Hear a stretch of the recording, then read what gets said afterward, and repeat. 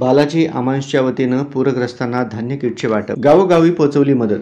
बालाजी आमांसचे व्यवस्थापकीय संचालक डी राम रेड्डी व संचालक मंडळाने मोहोळ तालुक्यातील पुरामध्ये बाधित झालेल्या रामहिंगणी, पोफळी, शिंगोली, तरडगाव, रामहिंगणी, नांदगाव, मासाळवस्ती, मुंडेवाडी, गोटेवाडी, रेल्वे गेट शिरापूर, सावळेश्वर सर्कलमधील सर्व गावे, साबळेवाडी, पांडवाची पोकळी, शिरापूर, भांबेवाडी, आष्टे, हिंगणी, निपाणी, लांबोटी, अर्जुनसोंड, विरवडे खुर्द, विरवडे बुद्रुक या गावांमध्ये अन्नधान्याची किट मोहोळचे तहसीलदार सचिन मोडिक यांच्या हस्ते वाटप करण्यात आले।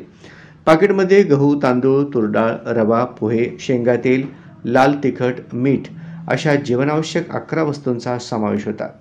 यावेळी बालाजी आमांसचे जनरल मॅनेजर अरुण मासाळ, मोहोळ तहसीलचे पुरवठा अधिकारी घोडके, पत्रकार कृष्णकांत चव्हाण, सचिन मोरे, दत्तप्रकाश सांजेकर, पवनकुमार ताटी, सावळेश्वर सर्कल प्रकाश दळवी, शिरापूरचे तलाठी विशाल कांबळे, पोपळी तलाठी निकिता बाबर, आष्टे तलाठी दीक्षा सातपुते, मोरवंची खुणेश्वरचे तलाठी अर्चना विटकर, सावळेश्वर मुंडेवाडीचे तलाठी सतीश भिजले आदी जण उपस्थित होते। या प्रसंगी पूरग्रस्तांनी बालाजी आमांचे आभार मानले।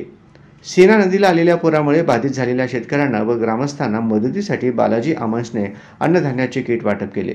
सर्वात पहिली मदत वेळेत मिळाल्यामुळे सीनाकाठच्या सर्व ग्रामस्थांनी बालाजी आमांचे आभार मानत धन्यवाद दिला।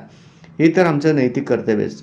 मोहोळ तालुक्याबरोबरच दक्षिण सोलापूर, उत्तर सोलापूर तालुक्यातील पूरग्रस्त भागांमधील सेंटरला अन्नधान्य पुरवठा करण्याचे काम सुरू आहे।